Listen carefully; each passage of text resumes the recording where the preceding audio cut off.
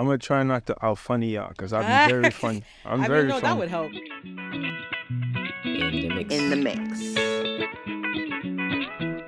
Welcome to In the Mix with Koku. And Mariah. And on the mix, I guess African music is becoming very global. It's becoming popular. And on the mix, we're trying to do a couple of things. We're trying to bring people who are within the industry to talk to them, find out what they think about this growing popularity. We're trying to talk to also our friends to see what they think about what's going on, and just have like a general conversation on, African music, Afro beats, The evolution. owning the narrative, and, making sure that we're just documenting this beautiful part of, history. And yeah. We have a very exciting episode today. One of a very popular Ghanaian creative that I'm a fan of, Bigg Homie Flee. He is a co-founder of the music collective out of Ghana, Ground Up. He's been associated with popular musicians like obviously Kwesi Arthur, Kofi Mole, Kwamina MP. If you don't know these people, look it up, get into it. Amare.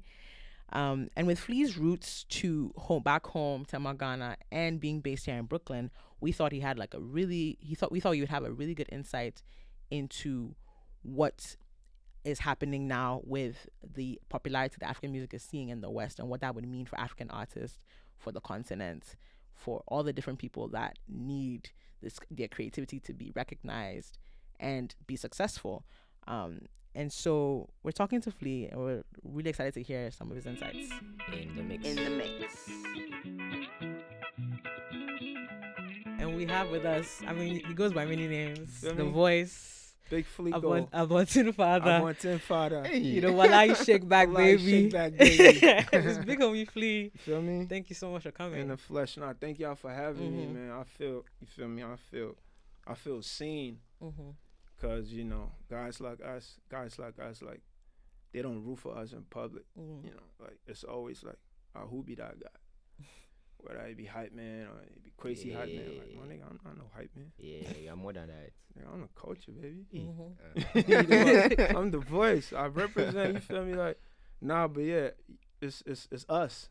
Representation is important, man. Like, you've done a lot of great things. I would say. Like, I you. really, I'm a big fan, and I'm I really wanted to understand, how you got here. So, we know that Chimfe is your cousin, and oh yeah, he was your inspiration. But how did you get to? Let's talk about Ground Up. So back to the journey and transitioning to Brooklyn. So pretty much like me and my cousin, you know what I mean. You know the type of niggas that you grew up with, and then they turn to your cousins. Yeah, they be your friends, but they your homies, like out the mud, your boys. But then y'all cousins. But yeah, so it's like, yeah, shout out my brother Glenn. That's G Money. That's my blood brother for real. So we started this shit. We sent my mother's car. That's the car that, remember my old car. You see the yellow car in Grande video that was hanging out? Yeah. That was your mother's car? Yeah. Yeah, remember my old car, you feel me? And then and whatever I wanted. So it's like that was the old car that we was running around with the hoopty. AC Ghana, so you're hot. You feel me? So all that. So we sitting in the car plotting, and we like, yo, bro, we love this shit too much. We gotta do something with it. This music shit. You feel me? Cause I used to rap here and there in high school. We did battle rap here and there, but I never had the discipline to like follow through. But the dream was always instilled in me, seeing what my cousin did from like, cause bro, you gotta understand, bro, coming from a typical African household, like how dare you say you want to do music? Nah, you can't do that. So when I see my cousin do that, I'm like, oh, it's lit. You could really do this, but you gotta make sure it work though. Yeah. It's for work. You for blue, cause if you know blue there, I'm maybe house Benson's. Yeah, you for blow, and then it's levels to the blow. I see the blow to you for, you gotta really have motion, you gotta have some bread, all that. So I wanted, that shit was, it was always in my peripheral. So yeah, me and back to Ground Up, me and my cousin Glenn, you feel me, the homie Glenn, you didn't come on. I was like, yo, bro, let's do this shit, bro. Let's really like build a studio. And then, you feel me, we started this shit, and You know, And then the artists that are ground up Charlie artists, would Word. they just be people that are just coming to the studio just trying their luck, or were yeah. they people So you this, discovered? so this is what happened. We had started a studio. We was like, so already like, we had motion in the hood. Say your hood, C12. Shout out C12, Charlie. So yeah, I grew up a C5. I was born in C5. Grew up in C11, and then talking about they running communities. So I born in C5, grew up in C11, like raised in C12. C12 where we started have one of it. So that's why I say, talking about Brooklyn, Coastie, Chirac, C12, 911. Okay. Get it to the reality, we still outside. So that's like really shouting out the hood. In the mix. In the mix. What conclusion we're trying to come to with this podcast is understanding what it is that African music needs to do to not be sort of diluted or forced into a particular bucket, into a particular frame, or under a particular umbrella, like the Nigerian music industry. Like everybody else is sort of under the Burna Boys and the Remas and the Thames. How do we, as the whole continent and all the people coming from Ghana, from South Africa, from Kenya, how do they make sure they're sticking to their authentic selves while also making a name for themselves? Yeah, that's a great question. That's a really great question, but also it's like the culture is never gonna die. It's too many of us. Yeah, we too deep. Like Africa is like, we went through so much pain, so it's like it's so much to be said. So this just a scratch of the surface. So it's never gonna die. It's never gonna be watered down. Never. You feel me? But also you gotta understand, like, a lot of these artists is trying to blow up. Yeah. In terms of like, the numbers, the billboards, and all that, and then the creative freedom might sometimes it's like everything like it's gonna be like here and there, but I'm not worried about it being watered down, because it's like, bro, you got niggas like Odumodu Black coming. Like, you feel me? You got, you know what I'm saying? You got, it's niggas that's really from the trenches. Like, it's too potent. You feel me? It's never gonna be watered down. And it's cycles with this music shit. Like, you got a Saka, bro. Yeah. That shit is too. We didn't see your frack cry. No go water down. That's, bro. You got J Bad. Niggas sound like Pop Smoke that was born from a Asafu Kumasi. Like, Right. You feel me? And all these is branches of Afrobeats. You gotta understand, like. So I guess that's a good place to actually start. So like the term like Afrobeats. Personally, what does it mean to you? Most definitely, it's a branch of high life. It's a branch. The drums, Yeah, I'm gonna try to stay politically correct. But it's like the whole story of like Fela Kuti coming to Ghana to finesse that joint from Ebo Taylor. But that's Ghana though. Ghana, we be very friendly. Yeah. And our next door cousins, they be very you know what I'm saying? That's what they do. I go through it every day. Like I be outside hosting shows, and they be very like, Nigerians don't play. They don't play at all. We be very oh, it's okay. No, it's not. Let's talk about it. Yeah. So would you attribute that to the current state of the Ghanaian industry in terms of Like our timidness. Industry bang. there's no industry? I don't believe there's an industry, bro. In Ghana. Recently, they say the Gamro said the my license have they revoke them. So then y'all didn't hear that? No, I didn't. I hear don't that. take that shit serious. Pardon me though. But it's like, bro, they say Stoneboy and the royalties. We need to sit up, bro. Yeah.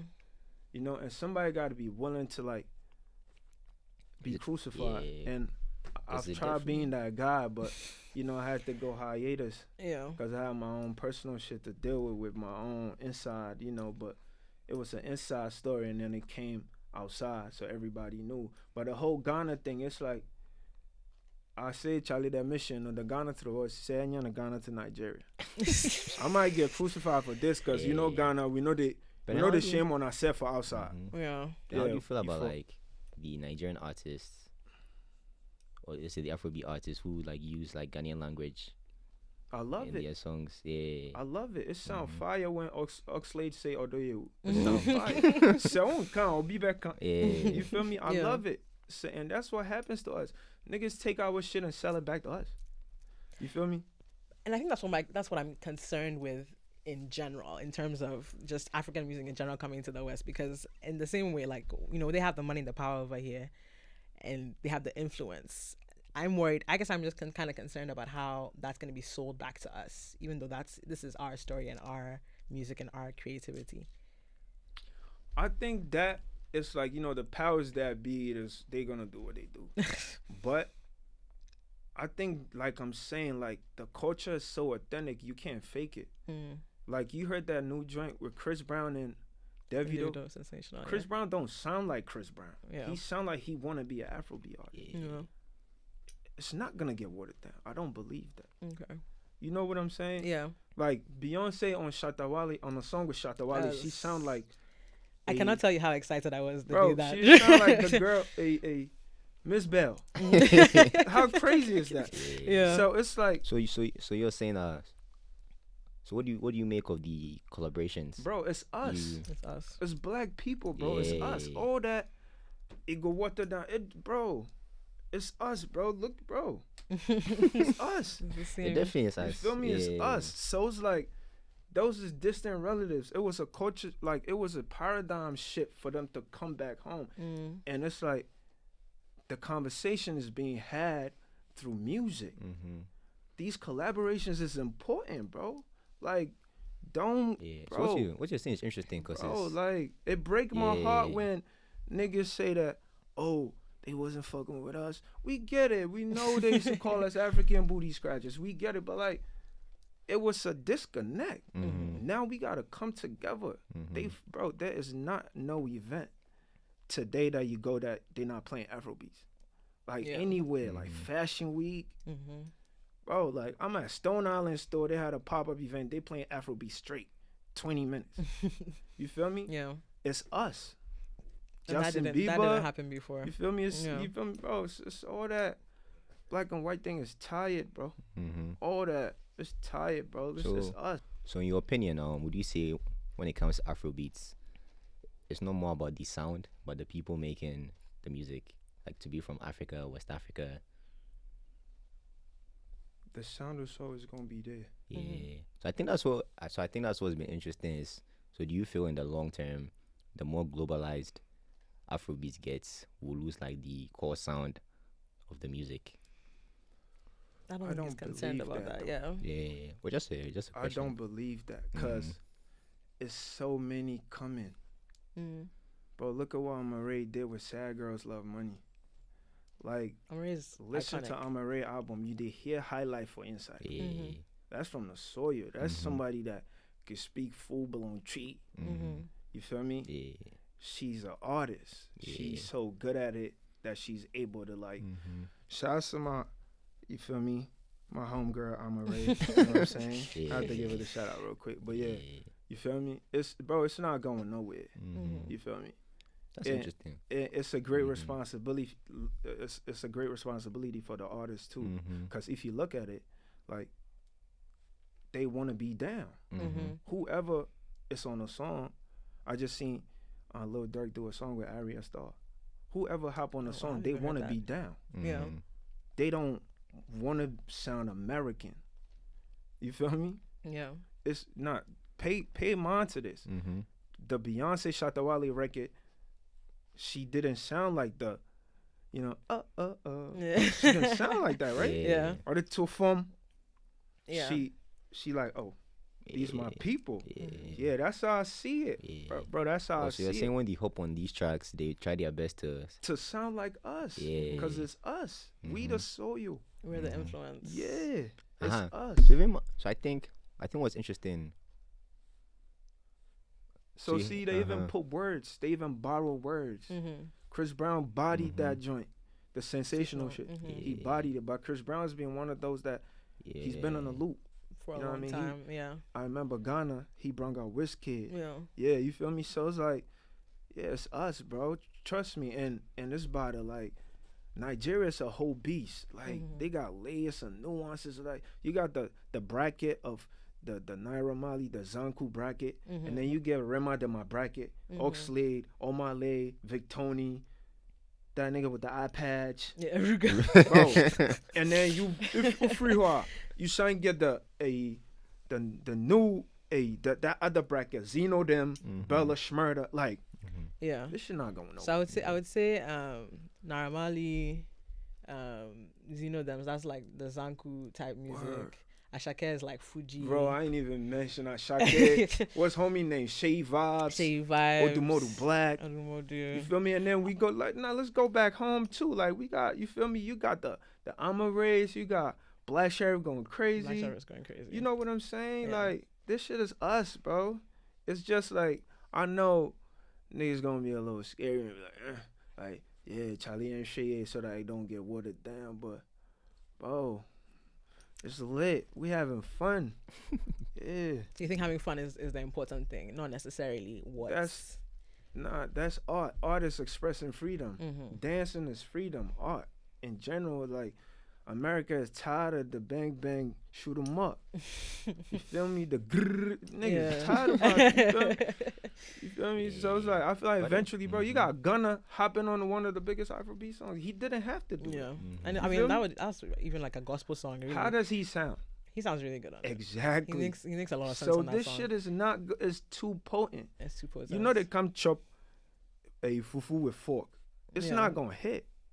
So if you come with, even if you got your nails done, you gonna wanna not. You feel me? Yeah, shout out to your nail tech. My nail tech was actually like she's obsessed with Ashake and she's African American. She better give you a discount. I'm gonna do it bloody expensive. But you see what I'm driving at? Yeah. Yeah, like this shit is too potent. But we gotta make sure we stand on it. Yeah. Like who about do fufu? You know go fit take fork chop cutlery chop the fufu. African you go to food, wrong eat it with your hands. Yeah. You know what I'm saying? Word. To get the real.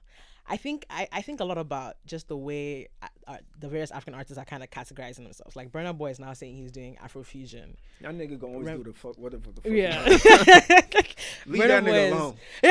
Leave Burna Boy alone. We love Burna Boy and he's definitely like he one of them ones. Yeah. He wants to do whatever he wants to do. Rema is trying to claim Afro rave. And then obviously there are more specific ones like Alte, there's Asaka. I wish that we would get more stick to our local names. So Fuji, Asaka, Alte, like these are names that are actually identifiable, as opposed to again putting all of that under Afro beats or Afro rave or Afro pop. I just feel like those names are so like generic, and then again still. Word. And I mean, I like that you're saying that, you know, African and our sound is potent and we are the influence. Word.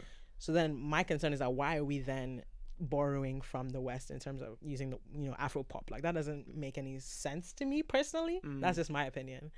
I mean, that's an interesting point of view. Yeah. You feel me? From the inside looking out, it's like, you know, like let's do our thing, whatever. But it's like it's part of the growth. You know what I mean? It's a foundation. It's Afro. Like you throw shit on top of everything, it's lit.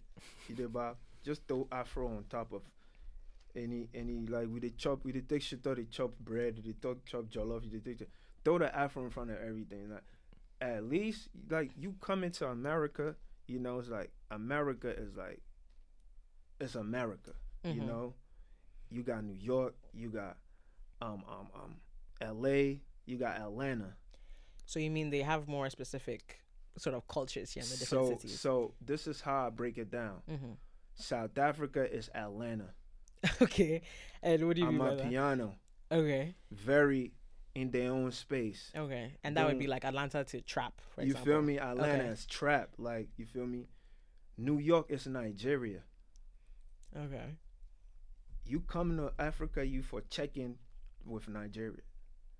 Ghana gets the whole, we get the, your friend is saying, New York vibe too, but Ghana is more like Timbuktu. Ghana is like a melting pot too. It's like niggas come take from Ghana. Niggas come and take from Ghana. You know what I'm saying? Inspiring people, right? But we're not necessarily owning our own narratives. So okay, we getting tricked out of our spot, but that's another conversation for another time. I mean, I think I would say that you're one of the people that's really trying to put Ghana on the map. Amare, Black Sheriff is doing amazing. 100%. Yeah. So I mean, I definitely think we're trying, but the foundation is not there. We really trying, but it's a lot of work. The structure is not there. You know, niggas learn. I got crucified for saying niggas they do over wasabi because it's like you got niggas learn the outside of the game too much and they get scared. Like, bro, you got to start from something, bro. We started from the ground up. And we was rapping at gas stations. Translate Ovasabi for our American listeners. Ovasabi is like direct translation, like too known, too much book knowledge, too much knowledge, not theory, not enough action. Okay, you feel me? This shit is not a one size fits all, bro. It's a lot of adjusting, a lot of like, you see Amare today. She been rapping her ass off since she was 17. You know what I'm saying? I actually went to the same school as Amare. She was a couple years ahead of me. So okay. I mean, See? she used to rap back then, quick and straight. Word. Yeah. See, and people don't know she a hip hop head. So it's like it's really the same thing, bro. The drums, the bongo, if you go to the Mali, the West Africa, the Senegal, the Fali Pupas, all like them guys, like I'm forgetting certain names, but it's really like, we just gotta like I feel like we too busy trying to like not gatekeep, but like, bro, let that shit flow. Let that shit rock. It's always gonna come back home. It's always, this shit is not gonna go nowhere. Hip hop is 50 years. This the biggest genre of music in the world. Right. Hip hop is only 50 years. Right. You got people in Japan singing 50 Cent lyrics. Afro beats, it's like that. You cannot, you feel me? They said hip hop is what now it's like mumble rap, whatever. Yeah. It's a little watered down, but still Nas is selling out Madison Square Garden. 50 Cent is on tour. Right. It will never go nowhere. Afro beats 20 years from now, Burna Boy could still be on tour if he right. Word. Burna Boy's been touring 3 years straight. I don't know how he does it. You feel me? So I believe in that. You feel me? That shit is just scary talking about, it's gonna get watered down. I mean, gentrification happens. Right. But the culture never dies. I don't think this shit is too potent. Yeah. Yeah. Like you can't, feel me? They've been selling jollof mix in Trader Joe's for how long? Nobody buying that shit. They need the real. You know what I'm saying? Yeah, buying that shit. Watered down? No, I don't believe it. Davido is never gonna get on a song and wanna sound like a the hip other hop person. artist. No. I think Davido is one of the. I mean, I think he does his collaborations very well. And that nigga was born in Atlanta. Right. Burna Boy had a whole song on Beyonce. He didn't try to impress nobody. Right. You feel me? And that be when you didn't need a nigga like Shatta Wale. Cause he don't give a fuck. Yeah.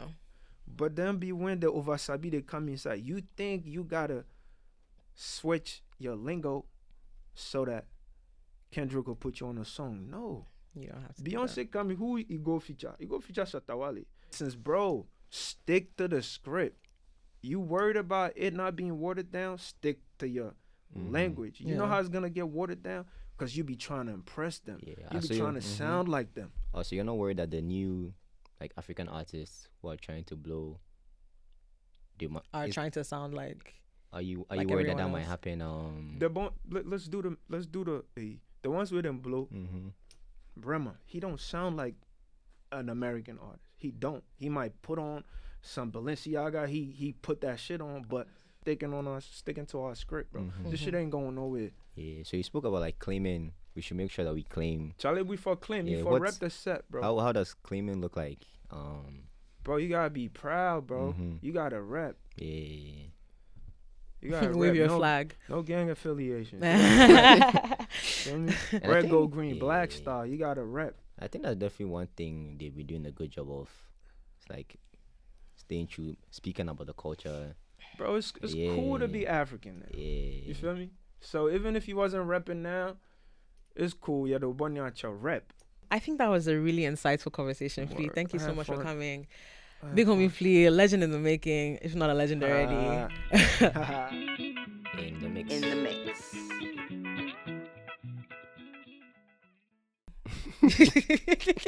What's up? So today we're talking about, as usual, African music, where it's going, who's leading the charge, and we really want to investigate, as it's quickly becoming one of the most popular music genres globally. We felt it's important to define and discuss, what it is. Like own the narrative, Own the narrative. Yeah. How is Africa at the center of this conversation, and how can we stay authentic?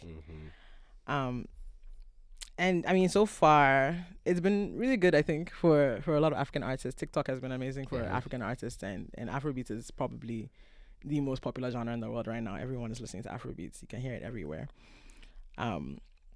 So I guess my concern, or at least what we want to discuss, is how is this push to the Western world going to affect African artists and Afrobeats, as all the different sounds and genres that are coming from the continent are still being defined as that singular genre of Afrobeats, even though, I mean, me and you, we grew up in Ghana, we knew that. We know that this is not everything that comes out of the continent is Afrobeats. So where do we go from here? I guess to begin this conversation, I think we had a nice conversation with Bigg Homie Flee. Yes, sir. We picked his brain on a bit of some of the questions we'll delve in today. And I think he had a lot of interesting things to say. So we're referencing some things he says during the episode. But yeah, so Mara, what would you... I guess we can start from Tyler. I guess you've heard the... yeah, Water by Tyler. And I think the Billboard, they put her song as an Afrobeat song. She's number one on the Afrobeats Billboard charts, which, by the way, you have to pay for. You have to subscribe. When you told me that, I was shocked. I found that very annoying that every other Afrobeat chart, every other chart on Billboard is free except for the Afrobeat chart. I guess they're seeing themselves as like they're creating this holy grail again, this framework. And I think that's what I guess I'm uncomfortable with, because then now again, to see what Africans are doing, it's like they're selling back to us what should be our own creativity and our own music and our own sound. Anyway, I think I'm really happy for Tyler, and she's been doing this for a really long time. People seem to think that she's like a one-hit wonder. She just came from nowhere, or it's a TikTok song. It's absolutely not. She's been doing music for a long time, and so most of her music. This is her first hits. Yeah. This is her first global hits, and it's she's going far with it. And most of her songs, I would say, are more pop than anything else. Afro pop. Sure. I guess that's what Flea. That's what he talked about, right? He called it Afro pop. Yeah. And I kind of mentioned that, like, I mean, this idea of putting Afro in front of everything, I think is a bit. We'll get to that. I have some interesting dialogue on that. So I guess, what do you think about the song? Is it an Afrobeat song? What is an Afrobeat song? Just because you're from Africa, I guess, or West Africa, and you make a song, is it Afrobeats? Or is it more like the sound? Because I guess she's using like an amapiano, I guess the log drum in the background. So I guess sonically there are those elements that make it, I guess. And then there are the pop elements. So people feel like, is she pop? Is she? And this is where the confusion comes in. But I think, so I did a little Googling, because I was like, what do people think of when they hear the word genre? Like, what does that even mean for like a music genre? I'm just gonna quote. Google said, a music genre or subgenre may be defined by the musical techniques, the cultural context, and the content and spirits of the themes of the songs. So, I think this, that's where the issue comes in, because African music, any music, is influenced by so many different things.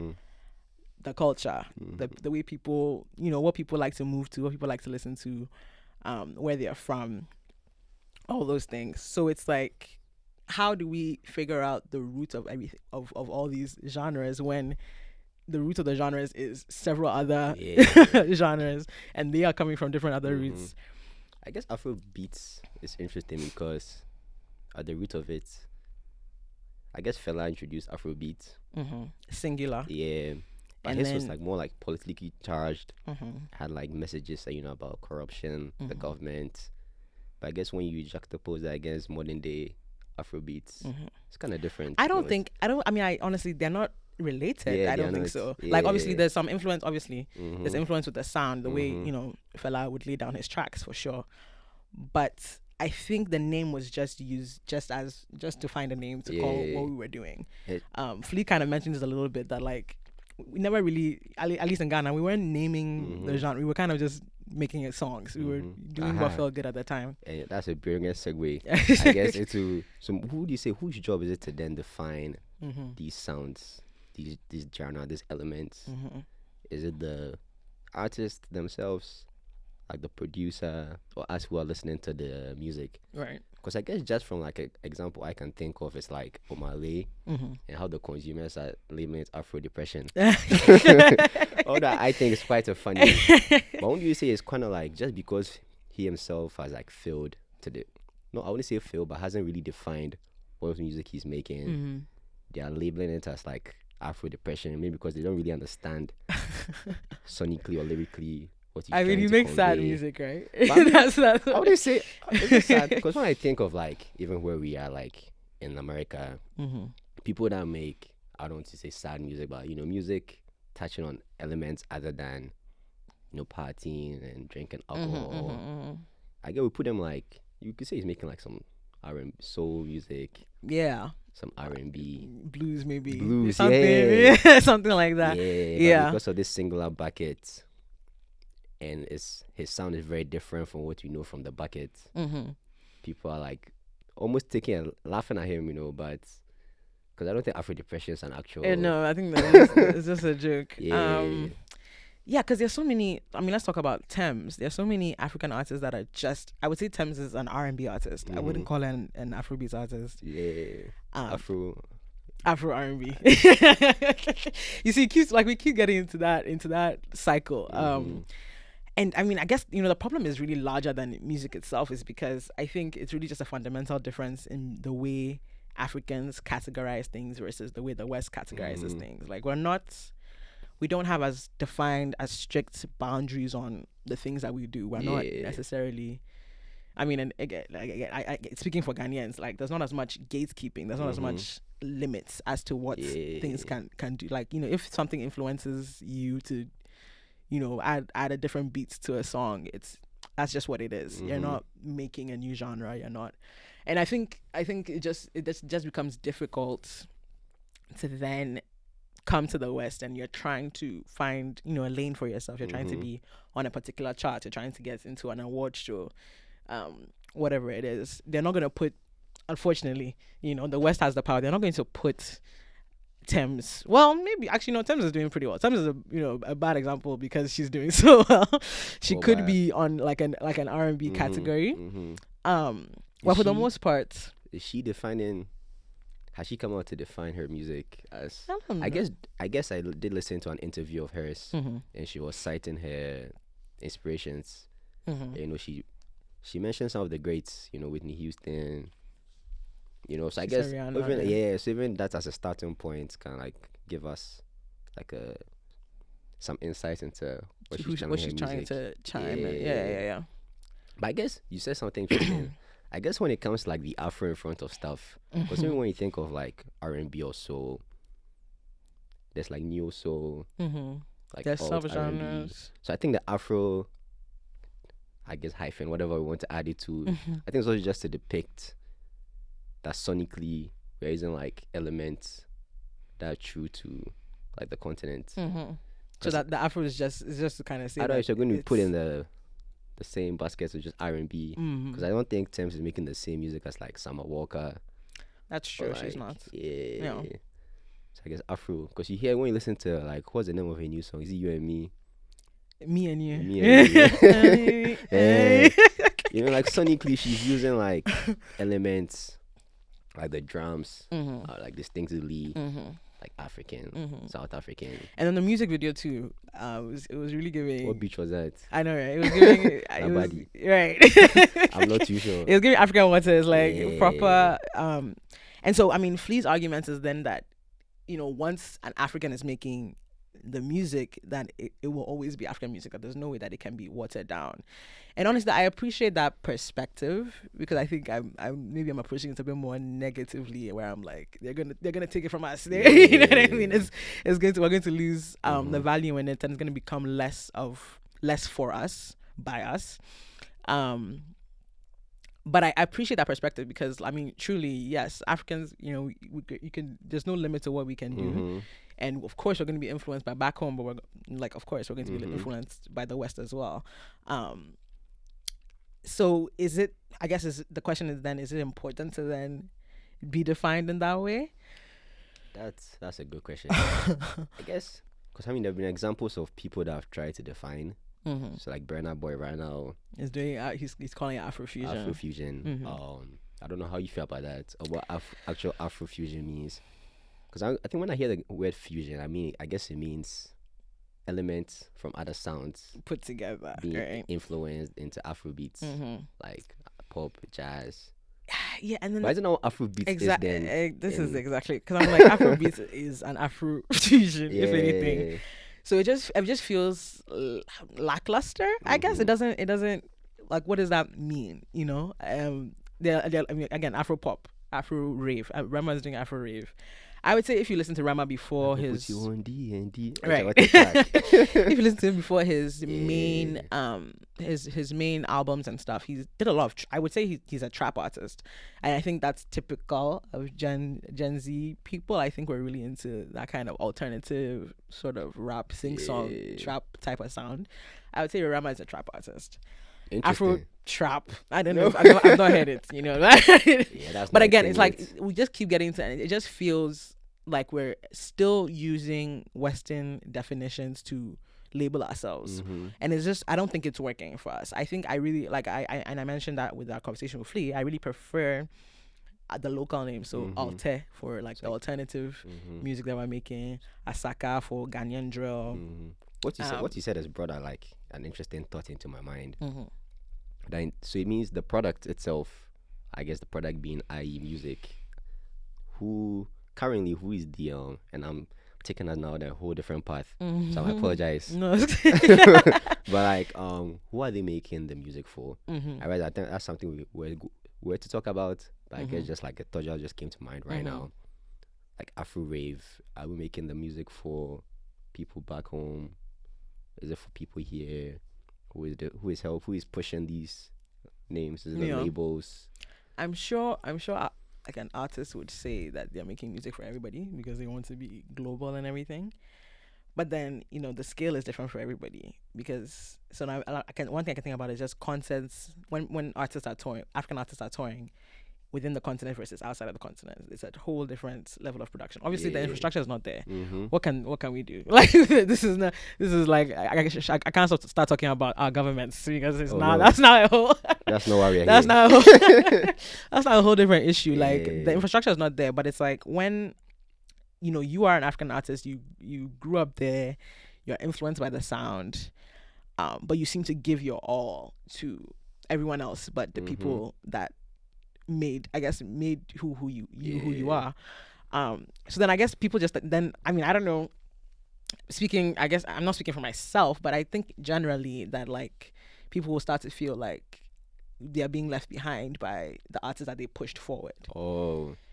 So then then it just becomes tricky, and so this is what this whole I think podcast is going to be about, because how do we come to a place where everyone's comfortable, I suppose.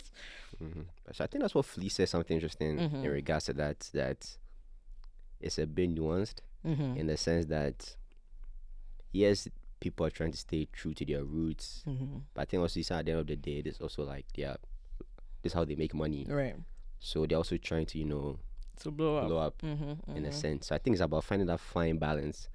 And then some artists seem to be able to find that balance where they still stay true to their sound, but still very popular. Like Ashake. I wouldn't say his music is very, very unique. Very unique. Doesn't really speak English in most of his music. Yeah, although I would say though, if not for the rising Amapiano, it'll be interesting to see what other sound he'll be channeling. Right. So it's unfortunate. I wish we had some Southern Africans here And in following episodes, we yeah, will. 'cause it's something I've been thinking about. I'm very curious about. How do you feel about the sound?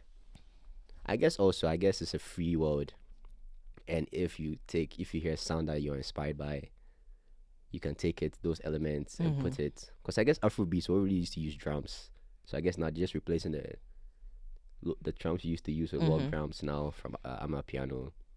So I mean, there's that Netflix documentary. I think it's called Afrobeats something. Sorry, I don't remember the exact name, but they kind of talk about that underlying beats is the Panlugo beats, which is a Ghanaian rhythm.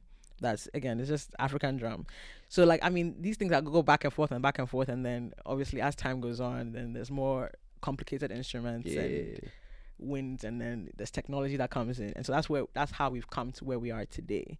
And so with all that mixture, how do we even say what's what, and how do we even describe something that's 1,000 things in one, you know? The question is it's a big question. But I guess these are good questions, because I guess it also gives listeners kind of like a preview into some of the things that we tend to discuss on In the Mix with Kokwe and Mariah. Fair. Yeah. Fair. But I think one thing we haven't mentioned yet though is like they're also like producers that also like categorizing the sound. So we did talk a little bit about Jules in our interview. Jules, I would say, like I said, is the foundation of the current Afrobeats wave. But of course, many people have come before him and have come after him. One producer I'm loving right now, London, who's Rema's main producer, I believe. Again, and then our main influence for the name, Apietu's another legend. And so I mean, just there's all these elements and all these people that have made that play into even just one song, into one body of work. But I think that's one thing too. The producers are like, and even Flee like mentioned it, that they are like almost like the backbone, you know, of the sound. Yeah, like they're the ones. So that's why I wish, I guess, in subsequent episodes, if we do bring other artists on, it'll be interesting to see the creative process behind how songs come to fruition. Because I'm wondering if you're Rema or you're Berna, I'm a producer, I come to you with like a last beat and you hop on it, and then you make the sound, or we have a discussion that I want the song to sound like this, the song to sound like this or like that. I don't know. How does it come about? Basically, it's a whole. I mean, I think we need to get into the studio for we need to lay some bars. I mean, lay some bars down. I feel like I could drop a 1-2. You know, I've tried. You tried? Yeah, bro. Katie's coming out. Coming soon. I tried making some music. I don't even know how I would. And it made me even want my little delve into making music. I think the sound was just influenced by everything I was listening to. Right. So I'm wondering if that was the same, because I was listening to Rema speak. Or like I read one of his interviews, and they asked him like, what's his inspiration behind his sound? And he really didn't know how to answer, because he said like growing up, he was just listening to what was around, like what his his siblings were listening to, what was like in the radio, Which is probably why I would say he does more trap, because then he's Rema's 23. So I can imagine, I mean, born in 2000, like I'm sure it was a lot of the modern stuff that we listened to, and that's what's kind of influenced what he's making now. I guess speaking of Rama, you heard a song with Ice Spice. Yeah. I guess this kind of segue us into the world of Afrobeat artists collaborating with the Western world. Yes. Oh, I don't use the word Western world. What does the Western world even mean? I guess it's not it. But other people. With other people. Americans, maybe. Okay, Americans. let's start from there. Well, no, but then there's also like all this Puerto Rican. There's a lot of reggaeton, Afrobeats collaborations. What do you make of it? I mean, you know, sometimes it's really good, but when it's not really good, it's usually really bad. Like the Rema and Ice Spice song was not it. I don't think Ice Spice has the sound for Afrobeats, or she hasn't found it yet. You asked a good question. So if an Afrobeat artist makes a song with a non-Afrobeat artist, is the song, I guess the sound, but is the song maybe they're making like just a regular song. And generic. Yeah. But this is the thing. I guess depends on who owns the song. But once an African is on it, then it's gonna be put into Afrobeats category. And I mean, this is a larger problem outside of just African music, because one person that I know has been very vocal about, well, a lot of people, but there's Tyler the Creator, who I would say hasn't made a proper rap album in years. Maybe in the last 3 albums haven't been rap albums. They would probably be more pop. But he's always nominated for rap albums, and he's commented on that like he's not making rap albums. So even he's like trying to define his sound, and they are not minding him. Andre 3000 just released. It wasn't a flute out, like, and I think he was still put into a rap category. Really? Yeah. So it's like, what does this mean? Like, why does it? As long as you're black, then, or as long as you're African, you are immediately put into one singular bucket. And so the problem is really larger than I think any of us can really handle. But then I think it's important that we have this conversation, because then it's like, how do we take control over how we are labeled and defined? And then if we're taking control, how do we do that? Are we just going to put Afro in front of everything? Or are we going to be more thoughtful? I guess it's a start. Because I think for me, I'm all for the trying at least, even if the names could be more fleshed out. But then it makes people realize that, okay, I like singing. And there are people like Omale, Thames I can listen to. And like, they can be my inspiration. Because like, okay, Afro soul, I don't know, there's no name for it, but it's a thing. I think Afro soul. I've heard Afro soul. Yeah, I mean, is it world? Well, they always put worldwide, world music. Well, not even the artist himself, world. Yeah. The guy with the I thought you were talking the about guy that likes dyeing his hair. Yeah, yes, WURL. Yeah. He released an Afro soul album not too long ago. So I guess he's trying. People are trying. But I guess even on collaborations, Flee says something. I think that one of the most profound things I heard in a while, in terms of, it was like a paradigm shift for the whole year of return thing, people to trace their roots back to Africa, just connecting the diaspora and the continent. And he said like the conversation, this whole paradigm shift in the conversation afterwards is being had through music. I listened, I was like, wow, that's very top. That was interesting. I think it's true. I agree absolutely. And he said that, like, I mean, we're all black, we're all from the same place, and so of course there is that relation, and of course there are some similarities and some influences, and we all share that. So it's I guess that's why the conversation is happening through music, because I think that's one of the ways that black people communicate. That's one of the ways that we sort of express ourselves. One of the most important ways that we express ourselves. So as we're expressing ourselves and we're communicating now with the diaspora and showing ourselves, how do we make sure we're understood and make sure that people can communicate back to us? And I guess that's where collaborations come in. And so I can't lambast collaborations, even though some of them are just, there's no reason why. There's no reason why Camila Cabello and Oxlade had to get together. Like, there's some people that it's just like, it just won't work. So there's no need. I don't think there's a need to force certain things. Like collaboration. But I guess also some of the collaborations are more like, marketing ploys.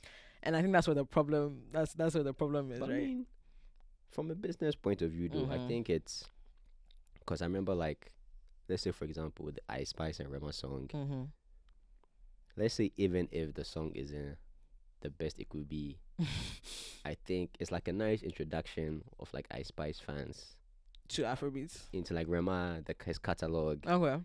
So I think in a way I guess it's like a double-edged sword, like sonically, the more collaborations we have, it could like take us further away from what the sound is if they are not careful. But in another way, it could help to make some of these artists more known.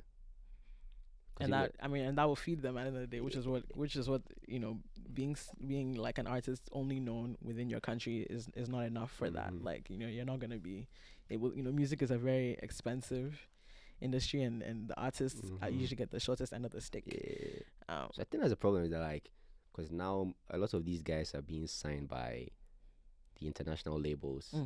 It's a money-making business.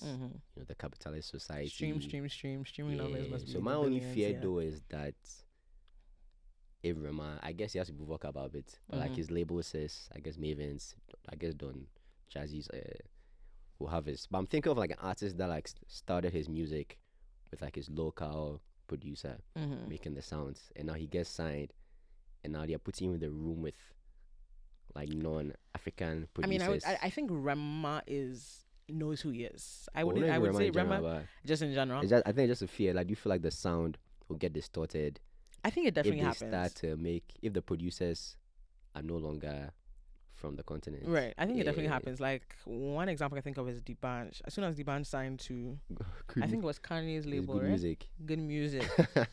We didn't hear from him again, and what we did hear from him wasn't too great. So, like it was, he kind of lost that again, that proper Nigerian flavor that he had. That's a good example. So I mean, I think it's important for the artists to really be aware of who they are and to own that.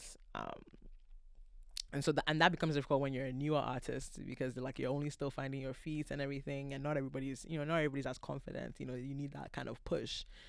So if you are successful early on and you still don't know who you are, and then there's the danger of, okay, I mean, now the label's telling you to do this and this and this, and you're just doing it, and now you've lost your core fan base. And sure, maybe you have some streaming numbers, but I mean, like, are you still that Afro beats, that Amapiano, that Asaka artist? And I think that's where the fear comes in. I think, like, how many people can we?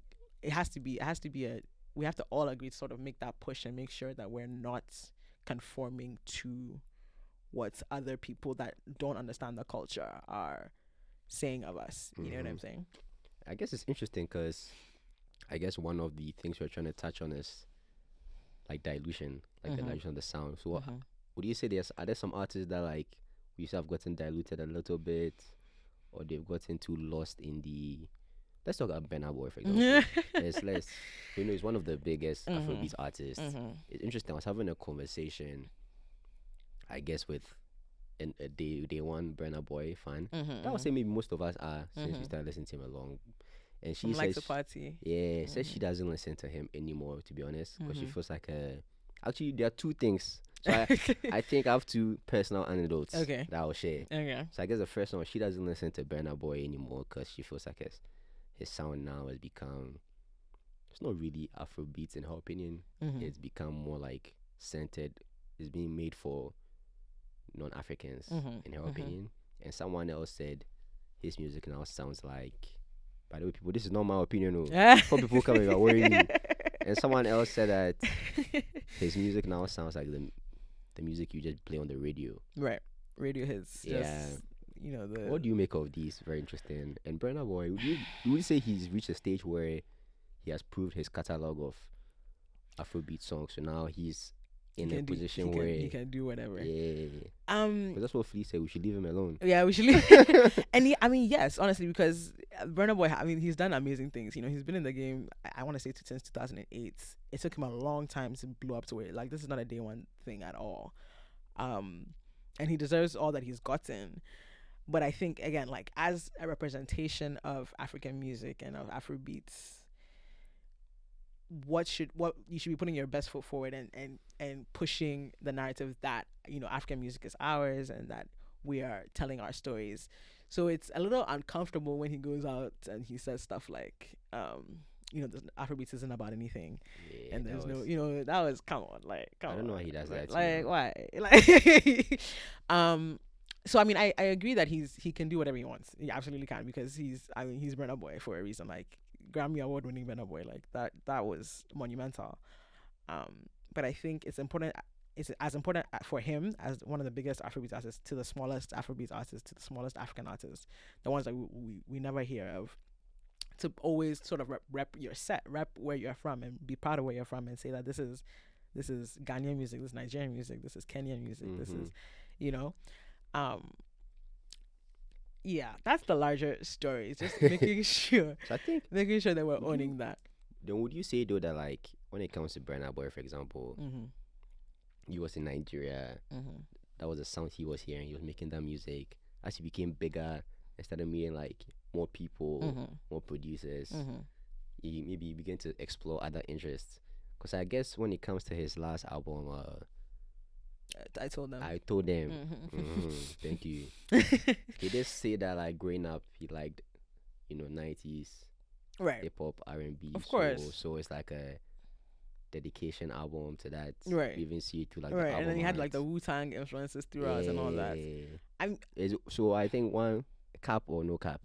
What's cap? In terms of, is he just telling the story of the album, or you think it's true that?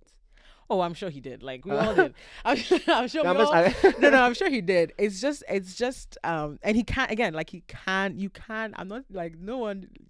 Make whatever music you want, but it's important. I think that when you're making that music, you say that this is for us by us. This is for my people, Mhm. and I am just sharing my creativity. And the reason why I'm here today is not because I was just influenced by R&B, pop, whatever. It's also because I grew up here, and this is what I was hearing, and this is the kind of sounds I was hearing. This is the kind of food I was eating. All of these things like make me produce this music. Mhm. I think it's just important to always sort of carry that on your back as an Yeah. African, So I mean, there's as a black person. Mhm. And there are also like some artists that have managed to be big, Mm-hmm. and they're still like really channeling like the local sounds. Mhm. I'm going to think of like Like Davido. David, Nigeria, even like I don't know if I can mention their names anymore. Naira Marley, Mm-hmm. and, you know that whole bandwagon of his guys. You know, Yeah. Say vibes. Yeah. They're making very Local music. Yeah, and I mean, Yeah. and that's another thing that I think, where the diaspora plays into it, because I mean there are so many Ah, Nigerians, oh, for beautiful. example. brilliant There's segue you brought us into. There's so many Nigerians all over the world, so they're always going to push their people, and I think that's something that's really great about Nigerians. Like they will support their own no matter Yeah. what. And I think you've hit like a brilliant nail on the head Mm-hmm. in terms of like there's like two different like I don't even know how to describe it. Two different things that have happened simultaneously Mm-hmm. that have also caused Afrobeats to become this big, or Yeah. African music. Yeah. Like, you know, the rise in like social media and streaming, Yeah. and also just the sheer number of people from the continent That that are- find themselves right. here. Mm-hmm. And it's like the two things of like, Sort of coincided. yeah. And then I mean, like Flea said, like yeah, there has been a lot more mixing. There's been a Mhm. lot more like we're just more spread out. We're communicating more with people that are outside of necessarily our immediate Mhm. zones, and so our music is spreading in that way. And obviously, it's always done that, but then we've just reached a time where it's the perfect recipe for this kind of exposure. So then what rules then will you say the DJs are also playing? Say that again. The DJs in the rise of Right. I mean, there's so many again, so many tiny pieces that have made it like the perfect mixture for where we are today. And so I think in order to keep that going, in order to keep getting it better, making sure that the infrastructure back home is also sort of improving. That as Afrobeats and African music is becoming bigger, that also the industries back home are also feeling that energy. Because I mean, like apart from maybe the Unfortunately, I'm Nigerian not. and maybe the South African industry, yeah. most of them are struggling still. Yeah. That sort of knowledge sort of spreads throughout the continent, so that again when we're pushing, again the energy is coming from the continent and is not going outside and then coming back to us. Like it's not Yeah. being sold back to us. I feel like right now that's what's going on. Yeah. Is that like it's been what can we do? What can we That's do? one of my phrases for the year. What can we do? So So I guess what would be your perfect, if you were to say, what would be your perfect depiction of, I guess in 10 years from now, would you want, I guess, would we want a situation where it's still big, it's still true to the sound? Can all those things happen at the same time. Because once certain tentacles are inside the The soup. the soup. God, I hope so. Like, I hope so. Like, Yeah. I hope we can. I definitely think that this is just a beginning. I don't think Afrobeats is going anywhere. Like Flea said, like, there's too many of us. It's too potent. The vibes are too pure. Like that. I don't believe it's Ain't going anywhere. nowhere. But again, I think it's the authenticity and making sure that as it rises globally, it's rising at home as well, and that the people at home are benefiting from that. I think that's the factor that I'm like unsure of. As for whether it's going to still be popping in 10 years, absolutely, it's going to still be popping in 50 years. But yeah, we're gonna keep investigating this question. Yeah. In the mixed body. In the mixed body. We're going to talk to a lot more people. We're going to talk to DJs, producers, other artists, people in the industry, and we're going to continue to learn what it is that we can do to keep the sound authentic, but also make sure that we're still popular, we're still popping, we're still owning ourselves, and we're not relying on the West to define us or to give us awards or to pay us. Really, how do we get to a point where we are relying on ourselves? And I think this conversation like this help because like it's time we own the narrative, you know. Because like I'm tired of like when I went to like Pitchfork. I don't know if I can mention names, but writing like why are they reviewing? We should be reviewing our own albums, you know. We should be reviewing.